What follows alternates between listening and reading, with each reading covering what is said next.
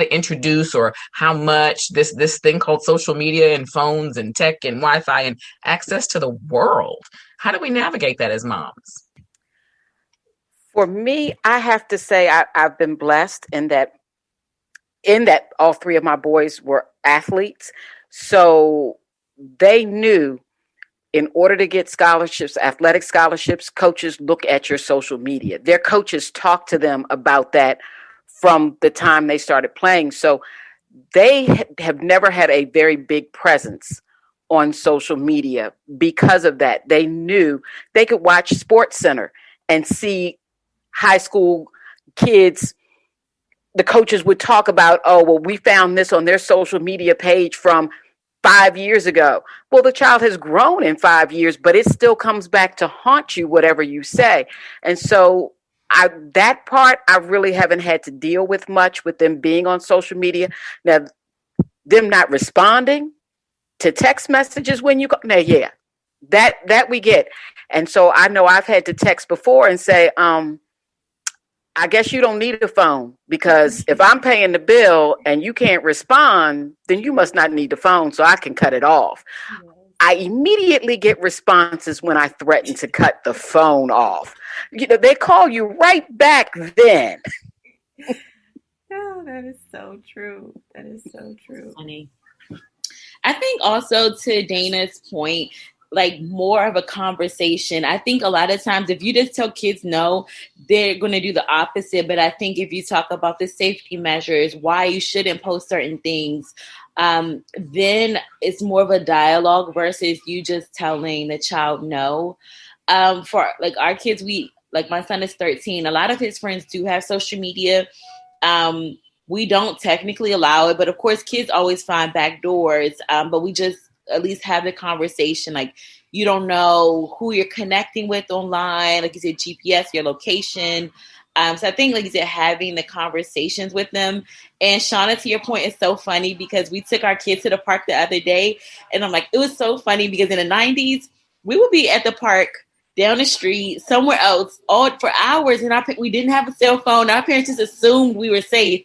And now it's like we don't even want our kids to go around the corner. So that is definitely funny. It's true. It's true. If I can't get a call back, a text or something, but we would just, I remember I went to college in my freshman year. There wasn't even a phone in my room for the first semester. I had to go down to the corner to get a phone. So I was literally, there was no access at all. And I can't imagine for weeks not being able to reach one of my children. That just, in my mind, so I don't know how our parents weren't an anxious mess. Look, and I just want to chime in.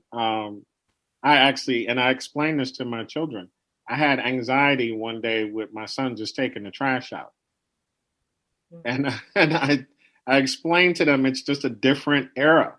As a child, we walked to the zoo, we walked to downtown, we walked wherever we walked. But now I'm stressing about my son just taking the trash out and what could happen to him in that brief little time. But it's only because of the times. And as a parent, you just have that level of concern that you don't even have as a child.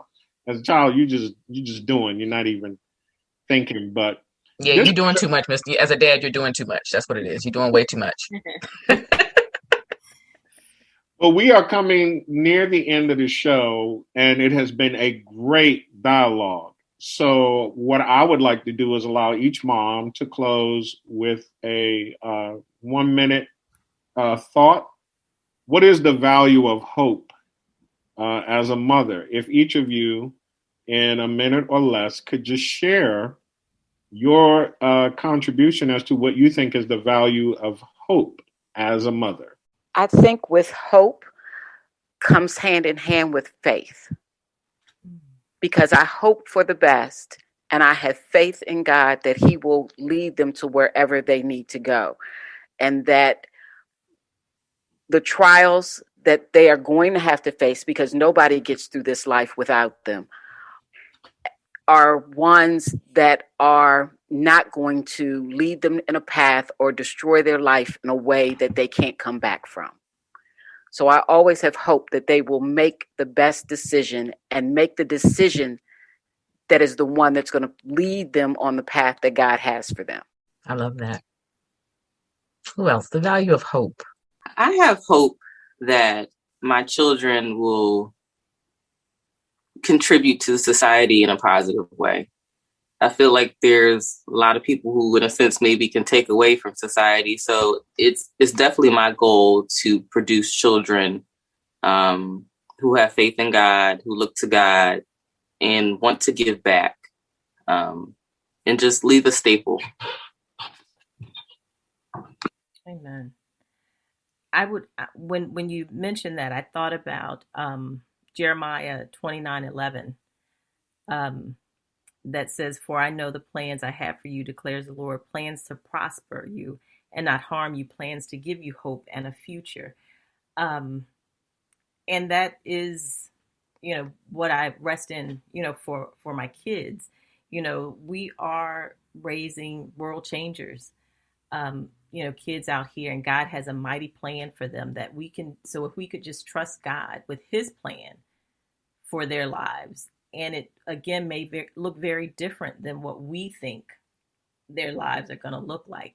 But if we can trust God and His word and what He says for each of them, that gives me great hope. And I know that He has great things, planned for them. And they'll get there His way. I think for me, my hope for my children is that they find their voice. I feel like a lot of times we as adults don't have our voice because it was taken away from us at home at a very young age. So I hope that they find their voice, their own path. They create the life that they want. So not a certain career about money, but what truly makes them happy and in their purpose. And that in everything that they do, they feel supported. Even if I don't agree, that they feel like their mom will always be there. It's beautiful. I've always thought of hope as the belief that your future will be better than your today, and being able to help our children have the belief that even as great as today may be, or even if you don't think today is great, to say your tomorrow can be better, and you have a role to play in that. Not alone, with God's help. But you have a contribution that you're going to make to the world. So I think as mothers, there's a great responsibility, but there's also this great excitement, right? Of being able to say, I wonder, and see as you watched your children grow from, I think about, Jay and Sharonda, who just had a baby in the last year, how your baby is different today than it was, less than a year ago. And then how it happens so fast, just to see them mature and to watch them and to treasure the gift that God has given us, even when they get on our nerves sometimes, to remember that God has entrusted us with these little lives and what's before them. So I just want to thank each one of you for being here, and also continuing to pray for God's blessings over each one of your lives as you guide and nurture the children who are in front of you. So this has been a great discussion, Cortland. I don't know what else we could have done to make this any better, but it's been great. Oh, my heart is full, is all I can say. The privilege of being able to unite these great women of faith and great women of purpose as mothers, and to be able to share the things that they shared. You know how much respect I have for you, Shauna, and what you do. So just to be able to hear you share these things was beneficial to me. And I'm just thinking of my mother as I'm listening to each of you. So it's just been a blessing. The one thing I would want to add to this conversation, I think of Hagar in the moment where she was just really despondent in despair about providing for her son. And God spoke to her in the midst of that. And He simply just told her to take her son by the hand and lift him up. And God provided what she needed. And I always took that as understanding God was simply telling her to just love your children. Everything else you need, I will make sure you get. You just love your children. And that's what I heard in today's conversation. Because I know, even as a parent, telling another parent, let your child drive, and then hearing Dana talk about today about letting the child fail. I mean, there's anxiety in just hearing that, let alone having to have your child as part of that dialogue and conversation. But yet, in all that anxiety and the distress and duress, God does find a way, right? And our love was part of the equation that helped the child get to the next level. So, my sincere gratitude and appreciation to all who were present today and contributed to the conversation. Of course, this is our 1 year anniversary, and we could not neglect to acknowledge and celebrate the support of our sponsor, Vision and Purpose Lifestyle Magazine and Media, Karen McConnell Jones and Dr. Sharon Porter. We appreciate so much the journey with us in this year. And what a way to end a year as well as kick off a new one.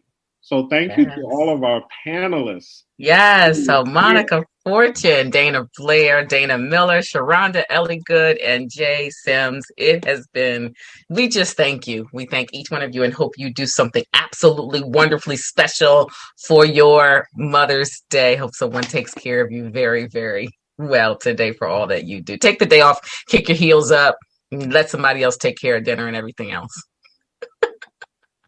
Sounds great. Thank you, guys. So listeners, please be sure we are here every second and fourth Sunday at 4 p.m. Second and fourth Sundays. You can find us here, and we are just honored to always have you join us on the Village Talk couch. So until next time, this has been Cortland Jones and Shauna Felton King with Village Talk, where we highlight the views and voices of the community. Take care.